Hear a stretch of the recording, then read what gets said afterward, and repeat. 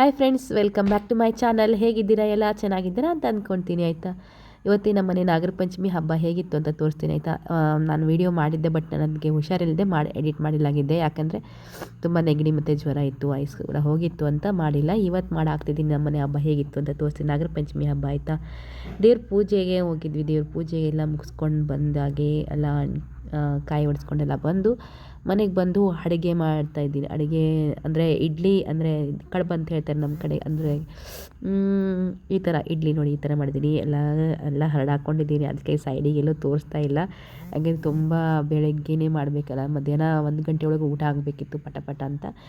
ಅದಕ್ಕೆ ಎಲ್ಲ ಗಲೀಜಾಗಿತ್ತು ಅಂಥೇಳಿ ಎಲ್ಲ ತೋರಿಸ್ತಾ ಇಲ್ಲ. ಅಲ್ಲಿ ಮಾತ್ರ ತೋರಿಸ್ತಿದ್ದೀನಿ ಅಷ್ಟೇ, ಎರಡನ್ನೇ ತೋರಿಸ್ತಿದ್ದೀನಿ. ಆಯಿತಾ, ಕಡುಬು ಇಲ್ಲಿ ಕಡುಬು ರೆಡಿಯಾಗಿದೆ. ಕಡುಬು ಅಂದರೆ ಇಡ್ಲಿ ರೆಡಿಯಾಗಿದೆ, ಮತ್ತು ಇದ್ರ ಜೊತೆಗೆ ಸಾಂಬಾರು ಕಾಂಬಿನೇಷನ್ನು. ಈ ಕಡೆ ಪಾತೋಳಿ ಅಂತ ಹೇಳ್ತಾರೆ ನಮ್ಮ ಕಡೆಗೆ, ಕಾಯಿ ಕಡುಬು, ಅರಿಶಿನ ಎಲೆ ಕಡುಬು ಅಂತ ಹೇಳ್ತಾರಲ್ಲ, ಅದು ರೆಡಿ ಆಗ್ತಿದೆ. ಆಯಿತಾ, ಎಲ್ಲದನ್ನು ರೆಡಿ ಮಾಡಿಬಿಟ್ಟು ಇದು ಅಂದರೆ ನಾನು ಪಾಯಸ ಮಾಡಿಲ್ಲ. ಪಾಯಸ ಬೇಡ, ಇದೆಯಲ್ಲ ಸ್ವೀಟು ಅಷ್ಟೇ ಸಾಕು ಅಂಥೇಳಿ ಪಾಯಸ ಮಾಡೋಕ್ಕೆ ಹೋಗಿಲ್ಲ. ಇದು ನನ್ನ ಫೇವ್ರೆಟ್ ಕಾಯಿ ಕಡುಬು, ತುಂಬ ಇಷ್ಟ ನನಗೆ. ಆಯಿತಾ, ಅರಿಶಿನ ಎಲೆಯಲ್ಲಿ ಮಾಡ್ತಾರೆ ಕಾಯಿ ಕಡುಬು, ಇದು ತುಂಬ ಇಷ್ಟ ನನಗೆ. ಇದು ಒಂದು ಕಡೆ ರೆಡಿ ಆಗ್ತಿತ್ತು, ಅದಕ್ಕೆ ಪಾಯಸನ ಸ್ಕಿಪ್ ಮಾಡಿದ್ವಿ ನಾವು. ಪಾಯಸ ಯಾವಾಗಲೂ ಮಾಡ್ತಾ ಇರ್ತೀವಲ್ವ, ಮತ್ತು ಯಾಕೆ ಪದೇ ಪದೇ ಪಾಯಸ ಒಂದೇ ಅಂತೇಳಿ ಮಾಡಿಲ್ಲ. ನಿಮ್ಮ ಮನೆಯಲ್ಲಿ ಇದು ಮಾಡ್ತೀರಾ ಅಂತಂದರೆ ಕಮೆಂಟ್ ಮಾಡಿ ಆಯಿತಾ. ಕಾಯಿ ಕಡುಬುನ ನಾಗರ ಪಂಚಮಿಗೆ ಏನು ಸ್ವೀಟ್ ವಿಶೇಷ ಮಾಡ್ತೀರಾ ಅಂತ ಹೇಳಿ ಕಮೆಂಟ್ ಮಾಡಿ ಆಯಿತಾ. ನಮ್ಮ ಕಡೆ ಮಾಡೋದು ಇದೆ, ಹೆಚ್ಚಿನದಾಗಿ ನಮ್ಮ ಮಲೆನಾಡು ಸೈಡು ಮಾಡೋದು ಅರಿಶಿನ ಎಲೆ ಕಡುಬು ಮಾಡ್ತಾರೆ ನಾಗರ ಪಂಚಮಿಗೆ. ಇದೇ ಸ್ಪೆಷಲ್ಲು ನಮ್ಮ ಮಲೆನಾಡು ಸೈಡು. ನಿಮ್ಮ ಕಡೆ ಯಾವ ಸ್ವೀಟು ಸ್ಪೆಷಲ್ ಅಂತ ನನಗೆ ಕೂಡ ಕಮೆಂಟ್ ಮಾಡಿ ಆಯಿತಾ.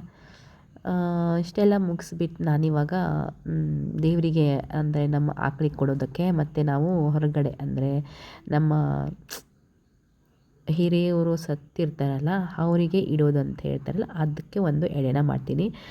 ಅಂದರೆ ಅದು ನನಗೂ ಸರಿಯಾಗಿ ಹೇಳೋಕ್ಕೆ ಬರ್ತಾಯಿಲ್ಲ. ಅದಕ್ಕೆ 2 ಎಡೆನ ರೆಡಿ ಮಾಡಿದ್ದೀನಿ. ಆಯಿತಾ, ಒಂದು ದೇವರಿಗೆ, ಒಂದು ಹೊರಗಡೆ ಇಡೋದಕ್ಕೆ ಅಂತ ಹೇಳಿ.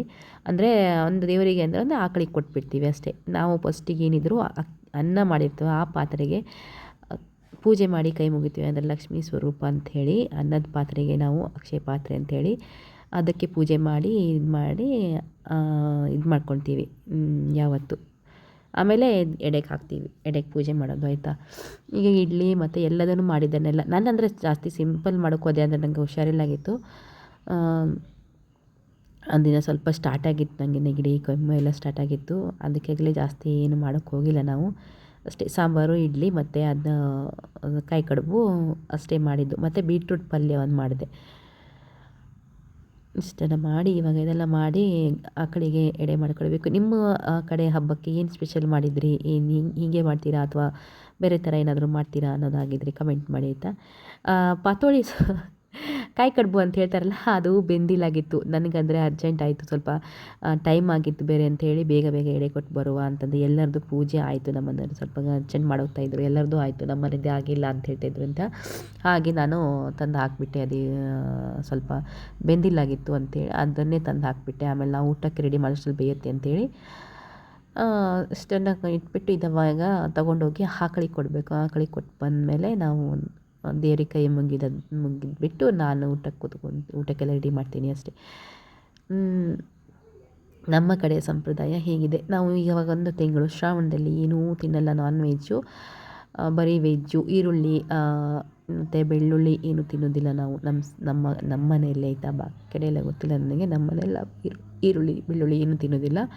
ಅದೇನೋ ಗೊತ್ತಿಲ್ಲ, ಮೊದಲಿಂದ ನಮ್ಮ ಮನೆಯಲ್ಲಿ ನಡೆಸ್ಕೊಂಡು ಬಂದರೆ ನಾವು ಅದನ್ನು ನಡೆಸ್ಕೊಂಡು ಹೋಗ್ತಿದ್ದೀವಿ ಅಷ್ಟೇ. ಆಯಿತಾ, ಆಕಳಿಗೆ ಕೊಟ್ಟು ಬಂದಾಯಿತು. ಕೈ ಮುಗಿದು ಪೂಜೆ ಮುಗಿಸ್ಕೊಂಡು ಬಂದ್ವಿ. ಆಕಳಿಗೆ ಕೊಟ್ಕೊಂಡು ಪಕ್ಕದ ಮನೆಗೆ ಹೋಗಿ, ಅಂದರೆ ನಮ್ಮ ಮನೆಯಲ್ಲೂ ಆಕಳಿದೆ, ಬಟ್ ಕೆಳಗಡೆ ಹೋಗಬೇಕು, ತುಂಬ ಸ್ವಲ್ಪ ದೂರ ಹೋಗಬೇಕು ಅಂಥೇಳಿ ಇಲ್ಲೇ ಪಕ್ಕದ ಮನೇಲಿ ಇತ್ತಂತ ಕೊಟ್ಬಿಟ್ಟೆ. ನಾವು ಊಟಕ್ಕೆ ಲಾಸ್ಟ್ ಫೈನಲಾಗಿ ನಾವು ಕೂತ್ಕೊಂಡು ಯೂಟ್ಯೂಬಕ್ಕೆ ಬನ್ನಿ ಊಟ ಮಾಡೋಣ ಅಂತ. ನಾನು ಸ್ವಲ್ಪ ವೀಡಿಯೋ ಹಾಕೋಕ್ಕೆ ಲೇಟ್ ಆಯಿತು. ಹಬ್ಬ ಮುಗಿದು 3 ದಿನ ಆದಮೇಲೆ ವೀಡಿಯೋ ಹಾಕ್ತಿದ್ದೀನಿ.